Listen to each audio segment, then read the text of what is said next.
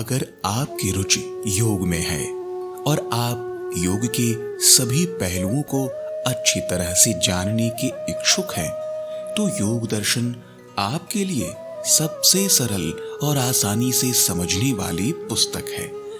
महर्षि पतंजलि ने इस पुस्तक में 4 पादों यानी भागों में बांटा है। योग दर्शन का पहला भाग है समाधिपाद। इसमें मुख्य रूप से समाधि तथा उसके विभिन्न भेदों के बारे में बताया गया है, अतः इसका नाम समाधिपाद है। साधकों के लिए इसमें समाधि के वर्णन के साथ साथ योग के विभिन्न साधनों का भी समावेश किया गया है। इस पाद में योग के शुद्धतम स्वरूप, उसके फल, वृत्तियों के प्रकार तथा उनके ठीक ठीक स्वरूप, वैराग्य के भेद, अभ्यास और वैराग्य से वृत्ति निरोध, ईश्वर के सच्चे स्वरूप, योग साधना के मार्ग में आने वाली बाधाओं का विवेचन, जप अनुष्ठान की विधि एवं मनोनिरोध हेतु विविध उपायों का वर्णन, प्रसन्नचित्त रहने के उपाय आदि का वर्णन किया गया है। तदा द्रष्टुः स्वरूपेव स्थानम, तदा उस समय निरोध के अवस्था में द्रष्टुः दृष्टा की स्वरूपे अपने ही रूप अर्थात चेतन मात्र में अवस्थानम स्थिति हो जाती है। उस समय निरोध की अवस्था में दृष्टा की अपने ही रूप अर्थात चेतन मात्र में स्थिति हो जाती है। महर्षि पतंजलि द्वारा योग के स्वरूप की चर्चा करने के बाद शिष्यों में सहज जिज्ञासा होती है कि चित्त के निरुद्ध अवस्था में जब वृत्ति निरोध या वृत्तियों का अभाव हो जाता है, तब व्यक्ति के स्वभाव में क्या परिवर्तन होता है। योगस्थ व्यक्ति किस स्वभाव में प्रतिष्ठित हो जाता है। महर्षि पतंजलि इस सूत्र के माध्यम से कहते हैं, तब दृष्टा अपने ही शुद्ध रूप में अवस्थित हो जाता है। यहाँ 2 शब्द समझने योग्य है, एक दृष्टा और दूसरा स्वरूप। दृष्टा का अर्थ होता है देखने वाला। आत्मा अर्थात पुरुष को दृष्टा क्यों कहा गया है? इस दृष्टा संज्ञा में अध्यात्म के गहरे अर्थ छुपे हुए हैं। वेदों, उपनिषदों, दर्शनों और सभी वैदिक साहित्य में दृष्टा शब्द अत्यधिक प्रयोग में आता है। दृष्टा अर्थात जो जगत के प्रपंचों को केवल देखे, न कि उनसे संबंधित हो जाए। पुरुष भी प्रकृति को अपने से अलग देखता हुआ, उससे सर्वथा अपने को पृथक मानता हुआ ही अपने स्वरूप में लौट सकता है। यह नियम है कि यदि पुरुष को अपने शुद्धतम रूप को देखना हो, जानना हो, तो उसे सबसे अलग अपने को महसूस करना होगा। यह प्रथम एवं महत्वपूर्ण चरण है अपने विषय में जानने के लिए। जैसे ही हम दृष्टा हो जाते हैं, वैसे ही दृश्य हमसे अलग हो जाता है। अब हम विवेक का प्रयोग कर अपनी वास्तविक स्वरूप में स्थित होने का अभ्यास कर सकते हैं। दूसरा शब्द है स्वरूप। इस जगत में 3 सत्ताएं हैं, जीवात्मा, प्रकृति, परमात्मा। तीनों सत्ताओं का अपना एक स्वरूप है, जिसे जाने बिना जीवन की सार्थकता नहीं है। सांख्य जीवात्मा के स्वरूप के विषय में कहता है, असंगो अयम पुरुष इति, अर्थात यह जीवात्मा स्वरूप से ही संग्रहित है। जीवात्मा को नित्य शुद्ध, नित्य बुद्ध एवं नित्य मुक्त स्वभाव का बतलाया गया है। इसी नित्य शुद्ध, बुद्ध एवं मुक्त स्वभाव को ही इस सूत्र में स्वरूप शब्द से महर्षि ने व्यक्त किया है। योगस्थ होने से पुरुष तब अपने स्वरूप को पा लेता है। तदा द्रष्टुः स्वरूपेव स्थानम। इस जिज्ञासा का अंकुरण सहज है कि चित्त वृत्तियों का निरोध करने वाले योगी की क्या भाव दशा होती है। इसका समाधान करते हुए महर्षि तीसरा सूत्र प्रकट करते हैं। यह तीसरा सूत्र है, तदा द्रष्टुः स्वरूपेवस्थानम। यह योगी की भाव दशा है। चित्त वृत्त निरोध की योग साधना का सुफल है।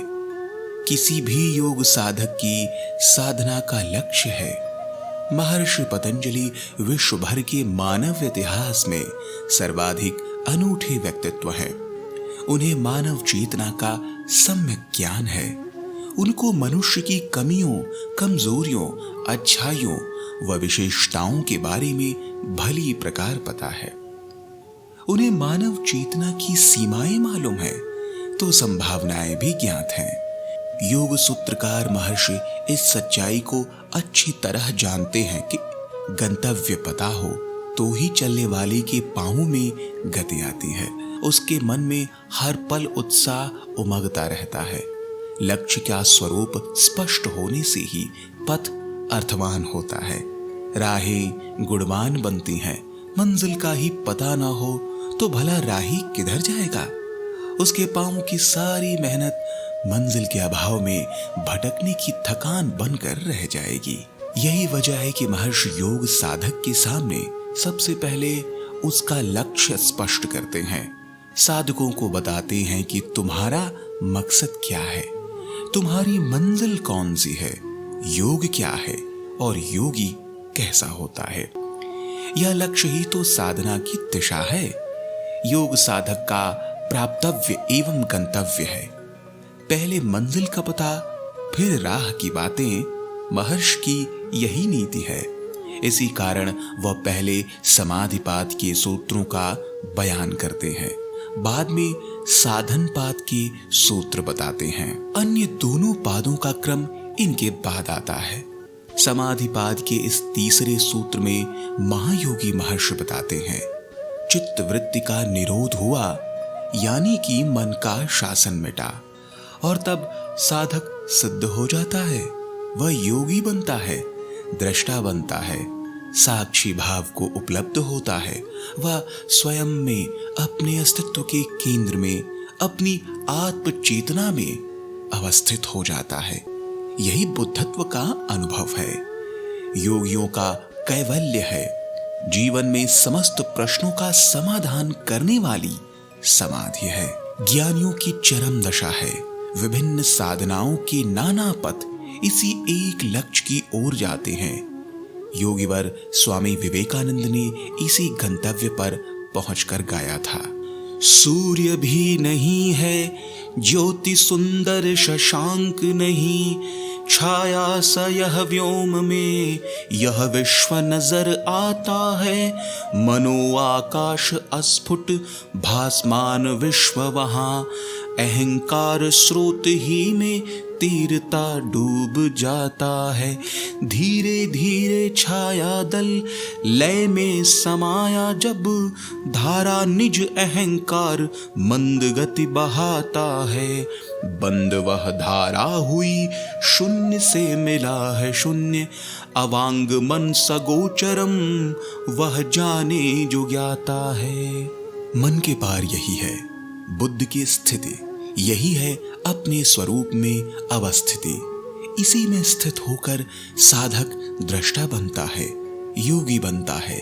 कर्म और जीवन का भाव और विचारों का, देह प्राण मन सृष्टि और समष्टि की समस्त हलचलों का साक्षी बनता है।